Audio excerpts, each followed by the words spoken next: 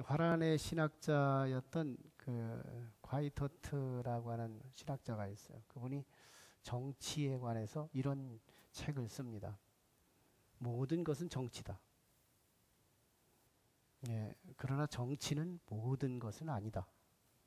역설적인 표현이기도 한데요. 모든 것은 정치이지만 정치가 모든 것은 아니다. 그러면서 두 가지 명제를 다루어지는 책이 되는데요. 예, 모든 게 정치다. 그도 그럴 것은 정치와 관계가 없는 일들이 없어요. 사람이 사는 곳은 다 정치예요. 내가 정치를 인정하건 정치를 인정하지 않건 정치에 참여하건 정치에 참여하지 않건 우리는 직간접적으로 정치 안에 있어요. 그런 의미에서 모든 것은 정치예요. 꼭 국가 정치만 아니래도 마찬가지예요. 예, 뭐 그 국가 정치 안에 카테고리를 둔다고 해도 마찬가지고요. 그러나 정치가 모든 것은 아니에요. 화이터트가 말하는 이 정치가 모든 것이 아니라는 말은 이 세상에 관한 정치만이 다 정치가 아니다. 하나님이 다스리는 정치를 포함해서 볼 때 세속적 정치는 진정한 정치가 못된 그런 부분을 지적하면서 하나님 나라 정치, 신학자다운 얘기 아니겠어요? 하나님 나라 정치에 대한 요소를 하나님 나라 정치답지 못한 정치가 있고 하나님 나라 정치다운 정치가 있기에 필요하기는 하지만 충분한 조건은 못 띈다 해서 그런 책 이름을 짓게 됩니다. 어렵죠? 어려운 말이에요. 어쨌거나 그렇다는 얘기예요. 우리 오늘 읽은 말씀이 이제 상관된 말씀인데요. 지난 시간에 사울이라고 하는 사람이 사무엘 선지자, 하나님의 선지자가 하나님의 음성을 듣고 지목한 사람을 찾아서 갔는데 그게 사울이었어요. 사울에게 기름을 부어요. 이스라엘 전통은 모든 역대 왕들에게 그 짐승의 뿔에다가 기름을 담아가지고 그 머리에다가 붓는 이런 절차가 있어요. 세 사람한테 부었다 그랬어요. 하나는 제사장한테 붓고 또 하나는 선지자한테 붓고 또 하나는 왕한테 부어요. 사무엘 선지자가 신권을 가지고 하나님의 음성을 듣고 가서 이제 기름을 부은 거예요. 그렇지만 사울에게는 좀 의문이 와요. 사람이 기름 부어놓고 하나님이 기름 부었다. 이런 명제 앞에 헷갈린 거예요. 우리도 이종현 목사가 설교를 해놓고 하나님의 음성이 지금 들리고 있다. 이렇게 말하면 그래도 아까 손들었던 분들은 믿을걸요. 그래도 순수하고 믿음이 있는 사람들은 믿어요. 지금 제가 설교하는데 하나님의 음성이 지금 선포되고 있다. 이러면 믿어요. 근데 안 믿는 사람이 있어요. 아무리 봐도 사람이 하고 있는데 무슨 하나님의 음성이 있어요. 그러나 믿을 수 있는 조건 하나 있어요. 하나님께서 제가 오늘 실컷 얘기하고 세 가지를 얘기했다고 쳐요. 근데 세 가지가 이 로비 나가기 전까지 1층 나가기 전까지 제가 말한 것들 세 가지가 다 이루어지고 나면 진짜 하나님 음성이네? 그럴걸요? 지난 주일이 그 말씀이었어요. 사무엘 선지자가 세 가지를 간단한 예언을 했는데 이 세 가지가 다 이루어진 거예요. 그러니까 사울의 가슴 속에 내정된 확신은 이건 사무엘이 나한테 기름 부은 게 아니라 하나님이 내게 기름 부었구나. 이 확신을 갖게 된 거예요. 시간이 지났어요. 그러나 그 사건은 주관적 사건이에요. 왜? 사무엘과 사울 두 사람만 아는 사건이거든요. 비밀리에 이루어진 일이니까요. 그래가지고 왕이 될 수는 없어요. 객관적 사건이 있어야지. 그게 바로 제비 뽑는 사건이에요. 이게 오늘 본문이에요. 제비 뽑는 사건. 사무엘 선지자가 이제 백성들을 소집합니다. 한마디로 말하면 우리가 대의원제가 있었던 것처럼 각 지파별로 12지파잖아요, 이스라엘이. 12지파 중에서 한 지파마다 1000명씩 12,000명 정도를 대의원으로, 민족의 대의원으로 뽑아서 제비, 투표가 아니라 제비를 뽑아요. 그랬더니 12지파 중에서 베냐민 지파가 뽑히고, 베냐민 지파 중에서도 마드리의 가족이 뽑히고, 마드리의 가족 중에서도 기스의 가문이 뽑히고, 기스의 가문 중에서도 사울이라는 사람이 뽑혀요. 아, 참 귀신 같은 거예요. 일전에 사무엘 선지자한테 신권에 의지해서 기름을 부음 받았던 그 사람이 12,000명 중에서 제비를 뽑았는데 그 사람이 뽑힌 거예요. 이거 기적이잖아요.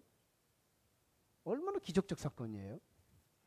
이 기적의 사건을 딱 보면서 사울은 믿음이 더 확신이 왔겠죠. 이건 내가 임의로 왕 되는 게 아니라 하나님이 세운 거구나. 그런데 이스라엘 백성들도 야, 참 이게 이 많은 12지파 중에서, 그리고 이 12,000명 중에서, 그리고 베냐민 지파가 또 어떤 지파예요? 막내 지파잖아요. 이 12지파 중에 꼴찌 지파란 말이에요. 막내 지파.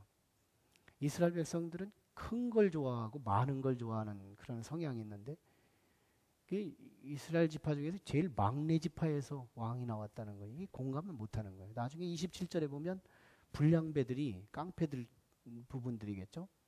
하나님이 없는 사람들, 이런 사람들이 이 제비를 뽑혔는데도 불신해요. 저 사람이 무슨 민족을 이끌 수 있겠어? 이러가면서 한 지도자, 뽑은 지도자를 폄하하고 업신 여기고 그렇게 합니다. 네, 오늘 본문은 이제 그런 얘기인 거예요. 그런 얘기. 추려보면 세 가지 얘기죠. 민족 대표를 뽑아서 그 대표들이 제비를 뽑아서, 심지 뽑기 말이에요. 제비를 뽑아서 지도자를 뽑았다, 이런 얘기고, 그런데 이 지도자를 뽑기는 뽑았는데 이 한 사람이 기스의 아들 사울이었잖아요. 근데 사울이 뽑고 났더니, 사울이 이제 행구 뒤에 숨었을 때 다시 뽑고 나서 이제 들여다 세워놨더니 다른 사람들보다 어깨 위는 더하는 아주 인물이, 외형이 출중한 인물이었던 거예요. 이제 아무튼 대단히 출중한 인물을 뽑은 거예요. 사람들이 볼 때, 야, 참 하나님이 뽑았다고 하더니 하나님이 뽑은 거 답구나. 저 사람을 따르면 분명히 이 나라가 블레셋으로부터, 모압으로부터, 애굽으로부터, 이웃 국가로부터 구원받을 수 있겠구나. 아주 든든했죠. 그러나 하나님께서도 제비를 뽑아서 세웠는데도요, 사울을 반대하는 세력들이 있었더라. 이게 이제 오늘 본문의 전체 내용이에요. 여기서 우리는 한 가지 양보할 수 없는 가장 굵은 진리, 뭐 서포트 진리가 아니에요. 아주 가장 굵직한 진리. 제비를 사람들이 뽑았는데 하나님이 세웠다. 사람이 제비를 뽑지만 하나님이 결정하셨다. 이 진리를 우리가 딱 붙잡고 가야 되는 거예요. 이게 모든 삶 속에 적용되는 거예요. 내가 하지만 하나님이 말씀하신다. 내 인생을 살아가지만 내 인생 속에 하나님이 함께 하신다. 이런 신령한 역사가 우리의 삶이 되어야 한다는 거예요. 백성들이 제비를 뽑아서 사람을 뽑았는데요. 이게 하나님이 뽑았다. 실제로는 그 잠언서 16장 33절에 그렇게 진술하고 있잖아요. 아까 그 말씀 보세요. 제비는 사람이 뽑으나 모든 일을 작정하는 이는 여호와께 있느니라. 제비는 사람이 뽑아도 그 일을 작정해서 인물을 뽑는 건 하나님께 있다. 그런데 놀랍게 이제 사람이 했지만 하나님이 세웠다. 이 명제가 하나님이 하시는 일에는 참 우리가 이해할 수 없는 섭리, 뭐라고 딱히 말하기는 어려운데 다 하나님이 하신 거예요. 이걸 섭리라고 말해요. 이 섭리가 두 가지가 오늘 본문에 소개돼요. 한 가지는 하나님이 하셨는데 왜 반대파가 세워지느냐는 거예요. 27절에 반대파가 있거든요. 하나님이 세웠으면 하나님이 반대파를 다 소멸시켜야지. 아니면 다 찬성하게끔 마음을 좀 넣어줘야지. 사울을 하나님이 뽑았는데 왜 사울의 반대파가 나오고 저런 것이 무슨 나라를 이끌 수 있겠어? 더군다나 베냐민 지파 막내 지파에서 지도자가 나와서 이 나라를 해방할 수 있겠어?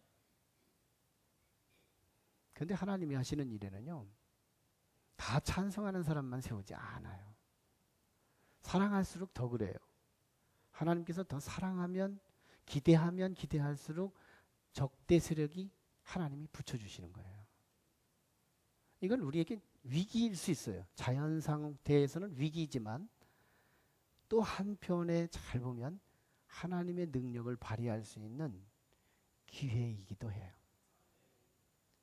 언제나 내 사람만 있으면 될 것 같지만 내 사람이 아닌 사람들 때문에 내가 나 되는 거거든요. 내가 더 훌륭한 사람 되는 거거든요.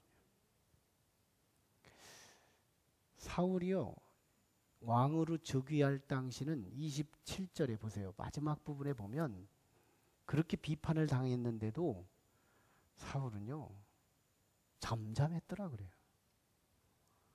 인격이 된 거예요. 사울의 충분한 인격됨을 드러내는 사건이 돼요.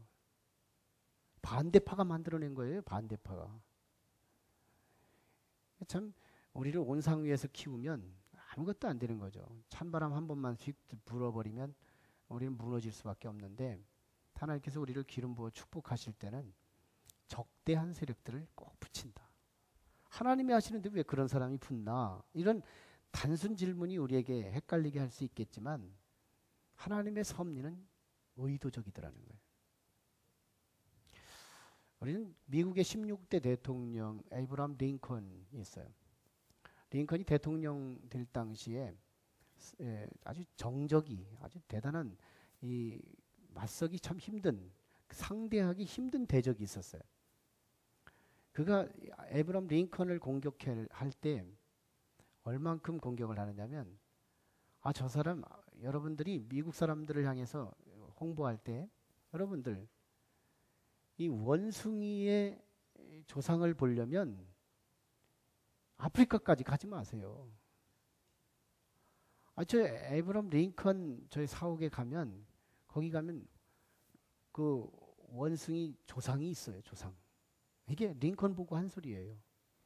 보세요 사진. 원숭이라고 하면 원숭이 같잖아요. 저렇게 자기를 공격하는, 비인격적으로 공격당하는 어마어마한 시련을 당해요. 정적으로부터. 근데 그때 투표에서 실제는 링컨이 당선이 되죠.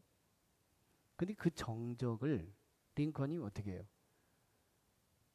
내각 중에서 가장 첫 번째 내각이 국방장관이었는데 으뜸 가는 내각, 국방장관으로 임명해요. 이 사람을. 그때 링컨의 주변의 인물들이 뭐라 그래요? 아니 왜 우리의 정적을 최고 좋은 자리에 앉힙니까? 이렇게 불만했을 때 링컨이 대답한 말이 아니 내가 저 사람을 내 편으로 만들었을 때 나는 원수가 없어지고 저 사람이 내 일을 한다고 할 적에 나는 도움을 받으니 내가 저 사람을 선택해서 내 내각의 국방장관을 세움으로 인하여 내가 잃어버린 게 뭡니까? 그때요 자기의 주변에 있었던 사람들이 입이 있어도 말을 못했어요. 왜 지금까지 미국의 역대 대통령이나 모든 지도자들을 총망라해서 탑 인기 탑으로 가는 사람이 에이브러함 링컨이잖아요. 지도력. 원수를 어떻게 대하느냐, 나의 대적을 어떻게 대하느냐의 이 도량이 지도자를 빛나게 하더라. 빛나게. 예. 사울이요. 처음 세워졌을 땐 굉장히 그렇게 욕을 하는데도 잠잠했더라. 멋있잖아요. 근데 이게 시작점이죠. 시작점. 나중에 사울이요. 다윗이 골리앗을 넘어뜨리고 난 이후부터 이스라엘의 여성들이 다윗은 만만이요 사울은 천천히라. 여성들이 노랫가사를 입혀가지고 백성들의 노래로 막 여기저기 불리게 해요. 그때부터 이제 사울이 미움이 생겨나잖아요. 내가 빼앗길 것은 나라의 권좌, 왕의 자리만 빼앗길 거다. 이런 생각이 막 하면서 밤잠을 못 자게 해요. 정신질환까지 오잖아요. 분열증까지 오잖아요. 그렇게 사울이 하면서 40년 정치 역사를 다윗 없애기. 근데 다윗만이 아니에요. 역사서를 잘 보면 다윗이 피난길에 섰는데도 다윗을 추종했던 600여 명들이 있었죠. 600여 명들이. 그게 많은 사람들이 정치적인 소외자들이 거기 많이 들어있었다잖아요. 정치적 소외자들. 사울이 굉장히 백성들을 학대하고 막 세금을 과세시키고 그러면 백성들을 힘들게 만들었던 거예요. 이런 과정 속에서 지금 사울이 정치를 잘 못하는 거예요. 오늘 우리는 이 시점에서 우리가 한번 돌아오는 13일 날 수요일 날이죠. 우리가 좀 정치에 대한 우리의 바른 자세, 우리 투표하는 날이에요. 그때 이 시점에서 참 성경 본문이 우리 강해 설교인데도 투표하는데 영향을 주고 있어요. 우리 그리스도인들은 그리스도인답게 투표를 어떻게 해야 되는지 제가 7가지 기준을 소개해요. 가장 먼저 우리는 그리스도인으로서 정치에 관심을 둬야 되느냐 말아야 되느냐. 단순 질문에 우리 대답할 때 보면 우리는 정치 끊는 것이 더 옳을 거야 이렇게 생각이 될 것 같지만 그리스도인이기 때문에 우리는 또 다른 각도에서 정치에 관심이 있어야 돼요. 정치에 관심이 없어야 될 것 같잖아요. 역사서를 보고 역사서 출애굽기 또는 사무엘 상하, 열왕기 상하, 역대 상하 이런 것들이 다 역사서들이잖아요. 그리고 예언서 이사야, 예레미야, 느헤미야 이런 예언서들을 잘 보세요. 거기에 나타난 인물들은 나라와 민족을 얼마나 사랑하고 나라와 민족을 위해서 자기 생명을 희생시켜가면서까지 나라와 민족의 지도자를 위해서 기도하고 정치에 관심이 있다 그 말이에요. 우리는 정치에 관심이 있어야 되는 거예요. 그런데 각도는 달라요. 세상 사람들은 세상 정치, 자기 왕국을 만들기 위해서 세상 정치하기 위한 관심을 요구한다면 우리는 우리식으로 하나님 나라 일꾼을 뽑아야 된다는 그런 각도에서 관심해야 돼요. 두 번째는 후보라고 하는 사람이 기독교인이라고 하는 단서 하나만 가지고는 일꾼이라고 인정할 수가 없다는 거예요. 나는 기독교인이야. 이러면 무조건 올인시켜주는 이런 수준 낮은 투표는 우리가 바람직하지 않다는 거예요. 물론 기독교인이라면 기왕이면 다홍치마일 수 있어요. 그렇지만 기독교라고 하는 또는 장로라고 하는 권사라고 하는 이름으로 하나님께 영광을 가리는 일이 실제적으로는 너무 많더라는 거예요. 그게 전제 조건이 될 수는 없다는 거예요. 세 번째는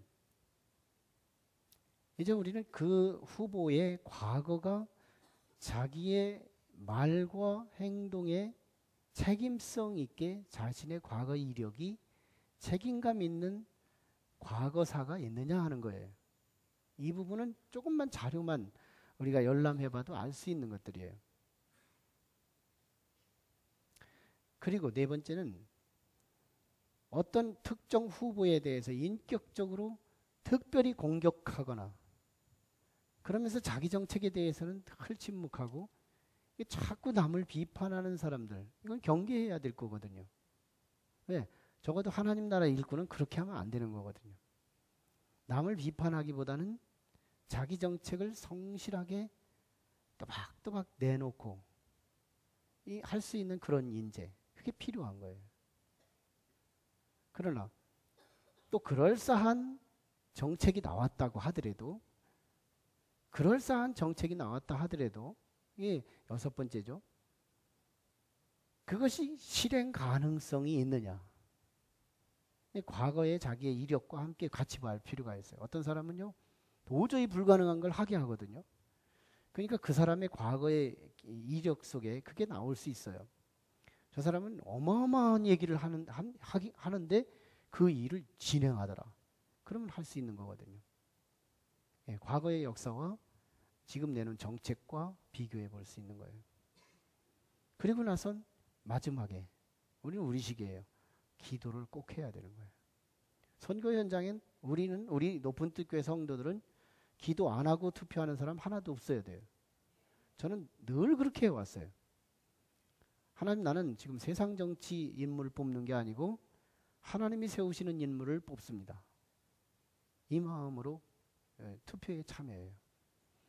우리는 사울을 뽑을 때 당시에 12,000명의 그 참여하는 그 정도로 우리가 참여하는 거예요. 그 믿음으로. 그래서 기도함으로 투표에 참여하는 거예요. 마지막 일곱 번째는 내가 했지만 하나님이 뽑았다고 하는 믿음을 가지고 이미 뽑힌 사람은 도와주는 거예요. 내 편이 아니래도. 이게 그리스도인들의 투표 문화야 되는 거예요. 세상 사람하고 다른 거예요. 제가 바람직한 기준 몇 가지를 드린 거예요. 우리는 투표를 해도 세상 사람하고 똑같은 수준이 아닌 거예요. 어떤 이런 기준을 가지고 가는 겁니다. 어쨌거나 사울은 그렇게 해서 왕이 돼요. 처음에는 잘했지만 나중에 못해요. 근데 결국은 왜 못했느냐? 하나님이 사울에게서 떠났거든요. 하나님이 안 붙잡아 주신 거예요. 하나님이 안 붙잡아 주세요. 하나님이 떠난 사울은요, 부패하기 시작하는 거예요. 부패. 남성들이 요즘 혼자 두면 안 된대요. 집안에 혼자 두면 근심 덩어리. 같이 데리고 나가면 짐 덩어리. 혼자 밖으로 내보내면 사고 덩어리. 며느리한테 맡기면 구박 덩어리. 남자들은 나이 먹을수록 혼자 두면 안 된다는 거예요. 진리는 아니에요. 그렇단 얘기지. 근데요, 하나님이 없는 사람이 그렇단 얘기예요. 하나님이 없는 사람이. 아무튼 하나님이 했어도 반대 세력을 세우더라. 이게 첫 번째 대지고요. 두 번째는 하나님이 뽑았는데 사람들이 감동될 만한 탁월한 인재를 뽑았다. 사람 어깨 하나만큼은 더 큰 사람, 풍채가 있고 목소리도 굵고, 대단한데요. 내면적으로도 있는 거예요. 얼마나 겸손한지요. 오늘 본문에 보면 행구 뒤에 숨었다 그랬어요. 아니, 기스의 가정 그리고 사울이 뽑혔는데 사람이 없어요. 그럼 어디 갔나? 하나님이 잘못 뽑은 거 아니에요. 정작 뽑은 그 사람이 현장에 없어요. 백성들이 막 이구동성을 하고 있을 때 하나님이 음성을 주시는 거예요. 행구 뒤에 숨었다. 행구가 뭐냐면 사람들이 막 짐보따리를 갖다가 쌓아놓은 데가 있거든요. 짐보따리 뒤에 숨었다. 이렇게 알려준 거예요. 하나님은 실수하지 않거든요. 실수하지 않으시는 분이에요. 그래서 찾아보니까 일어나는데요. 다른 사람보다 어깨 위는 더 올라가는 인물이 출중한 거예요. 대단히. 야, 하나님 참 멋있구나. 근데 거기다가 대고 내면적으로도 있는 자예요. 굉장히 겸손했죠. 자기는 왕을 감당할 수 없다고 스스로 인정하죠. 근데 원수의 대적들이 자기를 공격하는데도 잠잠했죠? 도량도 넓어요. 도량도.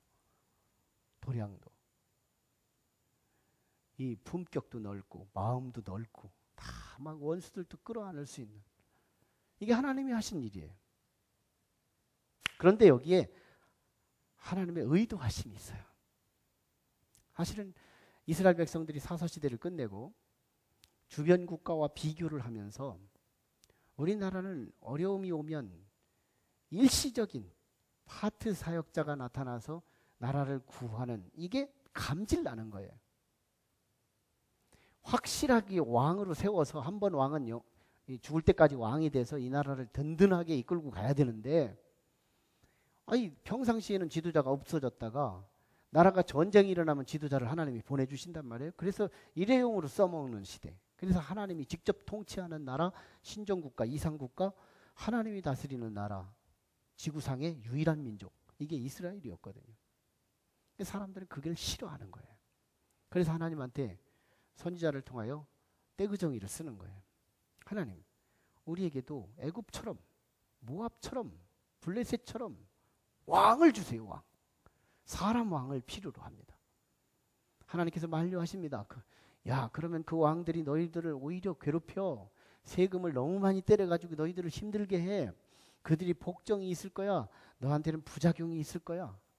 아닙니다. 애굽도 존재하는데요. 모압도 존재하는데요. 아마 이런 여러 얘기들이 오고 가면서 떼구정이를 쓰는 그들을 향하여 하나님은 너무너무 사랑의 하나님이셔서, 온갖 부모들은 자식의 떼구정이 앞에 져주는 부모인 것처럼 하나님께서 그럼 할 수 없구나, 내가 왕을 주겠다 해가지고 뽑아주실 때 백성들이 봐도 지도력이 있음직한, 덩치도 크고 풍채가 있고 목소리도 굵고 내면도 겸손하고 그리고 도량도 넓고 태평양같이 말해요. 가장 완벽한 사람을 뽑아서 하나님이 지도자로 세웠다는 거예요. 여기 하나님의 의도가 있으신 거예요. 뭐예요? 만에 하나 하나님께서 제비를 뽑아서 하나님이 세웠다고 하는 사람이 저같이 덩치는 조그만하고 말도 잘 못하고 교만하고 뭐 여러 가지 핸디캡이 많은 인물을 뽑아놨다고 치면 이 사람이 사울처럼 폐위가 되고 나중에 정권이 잘못되면 백성들이 뭐라고 하겠어요? 하나님, 저런 사람 말고 또 다른 사람 하고 사람 바꿔달라고 또 했을 거거든요. 그런데 가장 완벽한 사람을 데려다 놓고 사울이 나중에 정권에 실패하는 사람을 보여주면서 이스라엘 백성들에게 뭘 말하고 싶은 거예요? 사람에게는 기대하는 게 아니다. 그 사람에게 기대할 수 있는 유일한 근거가 있다면 그 사람에게 하나님이 함께하면 되는 거다. 하나님이 함께하지 않는 사람이, 하나님이 함께하지 않는 사람이 사울이 되는 거다. 하나님이 함께하지 않았기 때문에 사울은 망한 거지, 하나님이 함께했더라면 사울은 나라를 잘 이끌을 수 있다. 사람을 너무 의지하지 말라. 그러면서 가장 완벽한 사람을 세운 거예요. 그리고 하나님은요, 사울에게서 떨어져 나가는 거예요. 사울에게서 떨어져 나가요. 그리고 열중샷 하시는 거예요. 왜? 당신의 말씀이 맞다고 하는 걸 백성에게 알리고 싶은 거거든요. 내가 그랬잖아. 사람 의지하지 말라고. 사람 정치는 문제가 있다고. 그러나 그 사람이 잘할 수 있는 게 하나 있다면 하나님 앞에 하나님의 도움이 있어야 되는데 그게 없다면 망할 건데 내가 한번 손 뒷짐 한번 져보겠다 하고 그 최고의 완벽한 조건을 세워서 왕으로 세우는 뒤에 하나님이 열중샷 하시는 거예요. 그러니까요, 사울에게 장점, 첫째 덩치가 크죠. 키도 크죠. 풍채가 대단하죠. 겸손했죠. 도량도 넓었죠.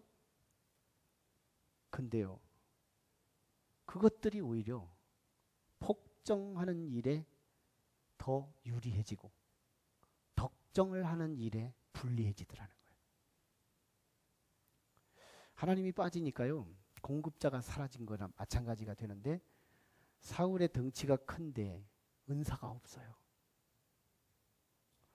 여러분 몸도 크고 목소리도 큰데 은사가 없어. 은사는 누구 건데요? 하나님 거거든요. 사울에게 은사를 부었어야 돼요. 왕의 은사가 있어야 되는 거거든요. 사람 정치할 수 있는 다스림의 은사가 있어야 되거든요.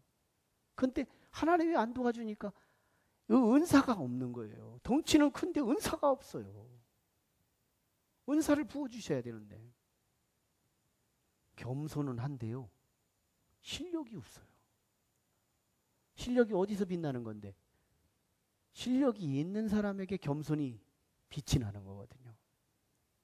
겸손은 한데 실력이 없는 거예요. 사울이 실력 없잖아요. 진짜 정치할 때 없어요. 도량은 있는데 기준이 없어요. 말씀이 없는 거예요. 말씀이. 도량 이 사람이 뭐라고 해도 헤헤, 저 사람이 뭐라고 해도 헤헤, 내 아버지를 욕해도 헤헤, 하나님을 욕해도 헤헤. 말씀이 없으니까. 사울의 인생 속에 하나님이 없으니까 장점들이 단점으로 바뀌어버리는 거예요. 장점들이 단점으로 바뀌는 거예요. 덩치는 큰데 기술이 없고, 겸손은 한데 실력이 없고, 도량은 넓은데 무조건 다 좋은 거예요. 물에 물 탄 듯 그렇게 살아가는 거예요. 아니거든요. 사울이 망한 이유가 바로 그거예요. 하나님이 열중샷 해버리니까, 그 인생에서 하나님이 접어버리니까 그 인생이 그렇게 좋은 조건, 내면성, 외면성 다 갖춰서 하나님 보기에도 흡족하고 사람이 보기에도 흡족한 완벽한 인생을 왕으로 딱 세워놓고 하나님 열중샷 해버리니까 의도적인 거거든요. 의도적이에요. 왜? 하나님께서 사람 의지하지 말라고 내가 직접 너희를 다스리겠다. 다른 열방은 그렇다 하더라도 우리 민족만큼은 하나님이 신정국가를 이루겠다고 하나님께서 했는데도 하나님을 어겨가면서 백성의 왕을 달라고 요청하자 하나님이 주시면서 가장 완벽한 사람을 세웠는데 하나님 열중샷 하니까요. 장점이 단점으로 바뀌어버리더라는 거예요. 그래서 망한 거예요. 이사야 53장 2절로 3절에 보면 우리 한번 말씀을 읽어볼까요? 왜 이렇게 아까 거하고 달라졌죠? 색깔이 이렇게 돼가지고 한번 읽어봐요. 잘 보이실까요? 자, 시작. 자라나기를 연한 순 같고 마른 땅에서 나온 뿌리 같아서 고운 모양도 없고 풍채도 없은즉 우리가 보기에 흠모할 만한 아름다운 것이 없도다. 그는 멸시를 받아 사람들에게 버림받았으며 간고를 많이 겪었으며 질고를 아는 자라. 마치 사람들이 그에게서 얼굴을 가리는 것 같이 멸시를 당하였고 우리도 그를 귀히 여기지 아니하였도다. 예수님, 이사야가 본 예수님의 외형이에요. 풍채도 없어요. 사울하고 정반대죠. 보잘것도 없어요. 연한 순 같고 약해 보이기 짝이 없어요. 광야에 어떤 나무 뿌리가 어떻게 하다 광야로 흙덩 위로 삐져나온 그런 것 같고요. 사람들에게 존경받을 만한 조건도 없고요. 외형으로 볼 때 이사야가 그리는 예수 그리스도의 외모는 보잘것없는 자체였어요. 심지어는 이사야 당시에 우리가 봐도 시원찮다는 거예요. 그런데 그게 그 예수님이 누구예요? 그 속에 하나님으로 충만하잖아요. 그 속에 하나님으로 충만하잖아요. 그러니까 그 예수님이 가는 길마다 구원이 일어나요. 그 예수님이 가는 길마다 생명이 일어나요. 그 예수님이 가는 길마다 질병이 치유돼요. 그 예수님이 가는 곳마다 죽은 자가 살아나요. 혈루병이 나아요. 놀라운 일들이 일어나는 거예요. 이 갈릴리 호수를 밟고 지나갈 수도 있어요. 풍랑을 향하여 명령하면 풍랑이 잠재워져 이런 거예요. 이 외모는 아무것도 아닌데 하나님이 그 안에 충만하다 보니까 놀라운 일들이 일어나는 거예요. 하나님이 함께하니까. 오늘 우리 사울에게 너무너무 좋은 조건, 하나님께서 그 조건으로 허락해 놓고서는 열중샷 하고 나니까 나중에 폐주가 되고 말지만 예수 그리스도, 사울과 정반대의 인물, 하나님께서 그 인물을 인류 역사의 구세주로 세워놓고 거기 하나님으로 충만한 이후에 예수님이 가는 곳곳마다 생명이 일어나잖아요. 나중에 십자가에 죽으셨다가도 이 죽은 것이 끝나지 않잖아요. 죽은 것이 생명의 부활로 사망도 어쩌지 못하는 이 불사신이 되는 예수 그리스도가 되셔서 언제는 모든 예루살렘과 사마리아와 유대와 땅 끝까지 이르러 모든 인류가 예수 그리스도 앞에 무릎을 꿇고 나의 오늘 일용할 양식과 일용할 은혜를 구하는 구세주가 되시잖아요. 우리는 골리앗과 다윗을 비교해봐요. 골리앗은 덩치가 너무너무 커요. 저는 덩치를 얘기하는 게 아니에요. 조건을 얘기한 거예요. 골리앗의 조건은 참 그때 당 군인의 조건으로서는 그보다 더 퍼펙트한 게 없잖아요. 군인의 조건으로서 덩치도 크지요, 힘도 있지요, 목소리도 굵지요, 모든 거 다 갖춰진 거예요. 근데 뭐가 없어요? 하나님이 없는 거예요. 다윗이에요. 아직 나이도 덜 찼어요. 키도 적어요. 목소리도 왜소해요. 힘도 없어 보여요. 예수님을 생각나게 하잖아요. 부족한 거 다 갖췄어요. 근데 그 속에 하나님이 계시잖아요. 하나님이 있는 다윗은 약점 투성이지만 하나님이 없는 골리앗은 장점 투성이에요. 근데 거기서 격전을 일으킨 이후에 조그마한 다윗이 골리앗을 한 방에 무너지게 하잖아요. 여러분, 이 교훈이 뭐예요? 하나님이 있으면 단점도 장점되지만 하나님이 없으면 장점도 단점으로 바뀌더라는 거예요. 불리해지더라는 거예요. 우리 감리교회 선한목자교회였는 서울에 우리 유기성 목사님, 제가 존경하는 목사님이신데 우리 감리교회 별이죠. 감리교회 자랑하는 그런 인물인데, 예, 그분이 이제 자신의 교인 중에서 한 분이 전도사 사역자가 있어요. 근데 이 전도사가 목사를 부끄럽게 할 만큼 그렇게 참 존경스럽고 성자다운 거예요. 사역하는데도 효과가 있고 또 그 성품이나 모든 신앙생활이 하나님 앞에 서 있는 사람같이 정말 믿음이 좋은 거예요. 그래서 당신은 어떻게 그렇게 믿음 좋은 사역자가 됐어요? 하고 물었더니 그가 과거 얘기를 하는 거예요.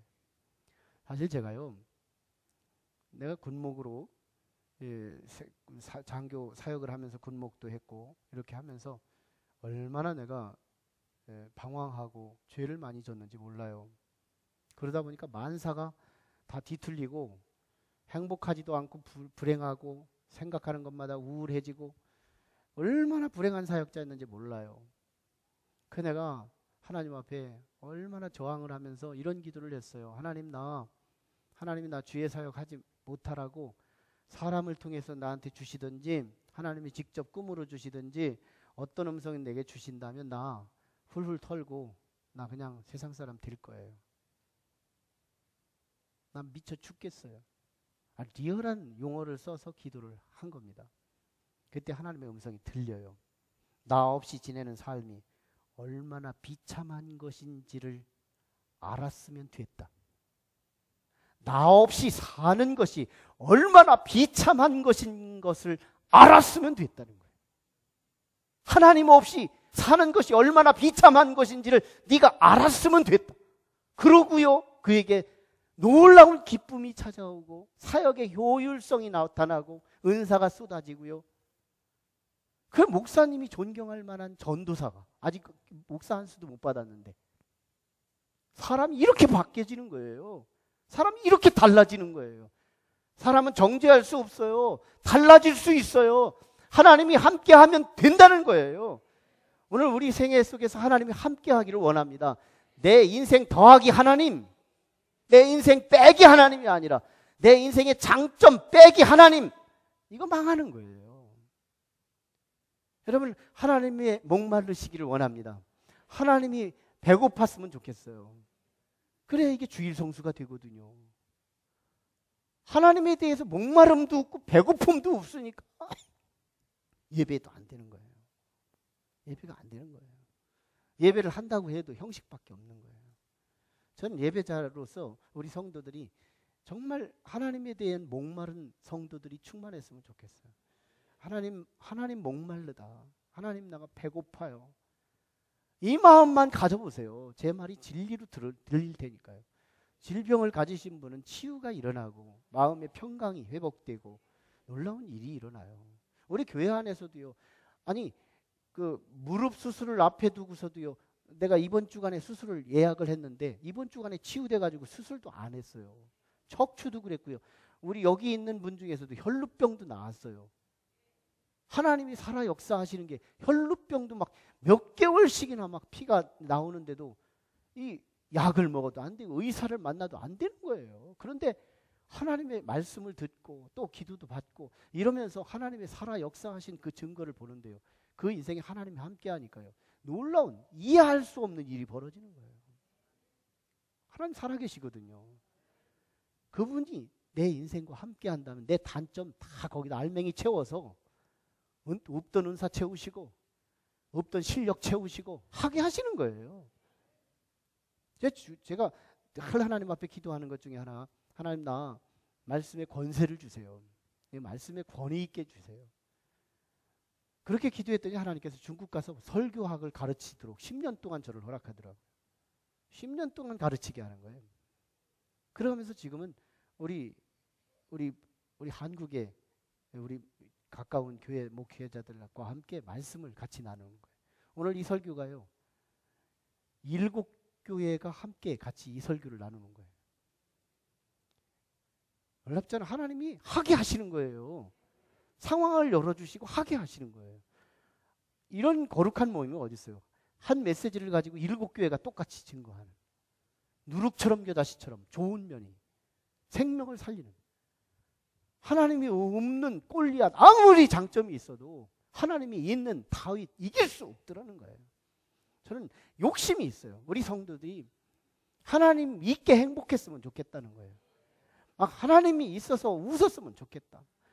제 앞에서 성도가 막 찡그리는 게 제가 심판이에요. 저는 여러분들이 행복하기를 원하는 거예요. 주 안에서 말해요. 잘 되기를 원해요. 하나님이 함께하기를 주의 이름으로 축원합니다. 하나님에 대해서 목말랐으면 좋겠어요. 하나님 목말르고 하나님에 대해 배고파서 교회 예배 드리러 오시는 여러분이 되기를 주의 이름으로 축원합니다. 함께 같이 기도하시죠. 우리 같이 기도하실 때 하나님, 사람이 하지만 하나님이 하십니다. 그러나 하나님이 하시는 그 일에는 우리가 이해할 수 없는 섭리가 들어있는데 그 중에서 가장 중요한 건 하나님 원수가 있어도 괜찮고 대적이 있어도 괜찮아요. 가장 완벽하더라도 하나님이 빠지면 소용없더라는 거. 이게 오늘 우리에게 주신 메시지예요. 하나님, 내가 하나님에 대해서 목마른 자가 되기 원합니다. 하나님에 대해서 배고픈 자가 되기 원합니다. 예배 한 번을 드리더라도 하나님에 대해 목마른 마음 가지고 예배를 드리게 하여 주옵소서. 그래서 주일 성수가 되기를 원합니다. 하나님에 대해서 배고픈 자가 되게 도와주시옵소서. 오늘 또 하나님의 음성을 듣고 배부른 자가 될 수 있도록, 그래서 하나님 영혼이 잘된 같이 범사가 잘되고 강건의 복이 우리 온 성도들에게 함께하기를 사모하며 부르짖고 같이 기도합니다. 거룩하신 아버지 하나님 은혜를 감사해요. 이 시간 우리 아버지 하나님, 사울을 하나님께서 아버지 하나님 제비를 통하여 많이 변명해 아버지 하나님여 제비 뽑기를 통하여 그 영혼 하나를 찾아냈나이다. 그랬을 때 우리 하나님, 아버지 하나님이 하신 그 일에도 아버지 지지파가 있었고 반대파가 있었나이다. 아버지, 그러나 아버지 하나님 이 반대파를 통하여 사울의 화려한 출발을 우리에게 보여주시고 있습니다. 그러나 아버지 하나님의 사울 백성들에게 가장 완벽한 아버지 사울의 인품과 성품과 내면과 모든 것을 갖췄지만 아버지 하나님이여, 하나님이 빠져있는 사울에게는 아버지 하나님이여 실력이 없고 은사가 없고 아버지 하나님이여 말씀이 없으므로 아버지 사울 인생은 아버지 폐주의 인생으로 아버지 하나님이여 내리막길로 가고 말았던 아버지 그의 인생을 우리가 조명하게 됩니다. 아버지 하나님, 오늘 우리가 그 힘으로 능력으로 아버지 하나님 다시 한번 하나님을 사모하고 하나님을 필요로 하고 하나님으로 목말라 하고 하나님으로 배고파하고 아버지 하나님 같은 예배를 드리더라도 하나님이 임재의 예배를 드림으로 한 주간 동안 주님이 공급해 주시는 은사와 아버지 하나님의 놀라운 말씀과 하나님의 기준과 이 모든 것들을 이루어갈 수 있도록 하나님 허락하여 주시옵소서. 예수님 이름으로 기도 올리옵나이다. 아멘. 우리 다 같이 자리에 일어나셔서 왕 같은 왕 되신 주 우리 찬양 같이 합니다. 축도하시고.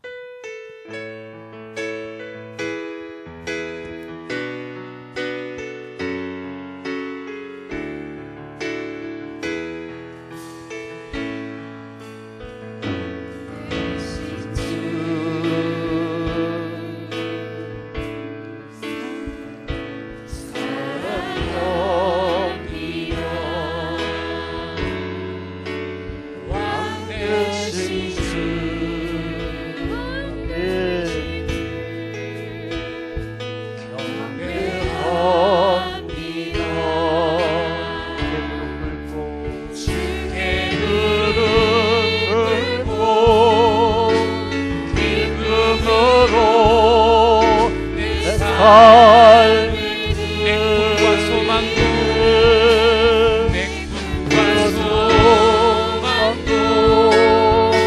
주 손에 다 맡겨드리네. 주 사랑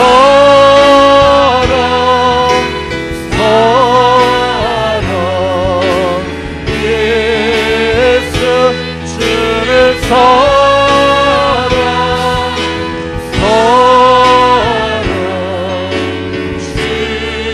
주가 행복과 소망도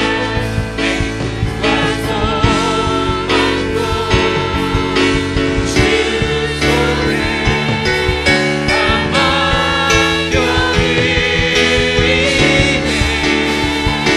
주를 사랑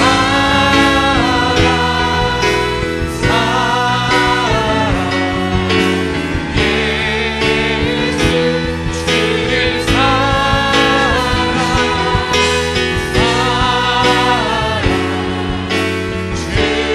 주 나의 왕. 지금은 예수 그리스도의 크신 은혜와 하나님의 무한하신 사랑과 성령님의 감동, 감화, 역사 충만하심이 오늘 모여서 말씀으로 은혜 받고 도전받고 결단하고 돌아가는 모든 심령들 위해 지금부터 영원토록 함께 하시기를 간절히 축원하옵나이다. 아멘.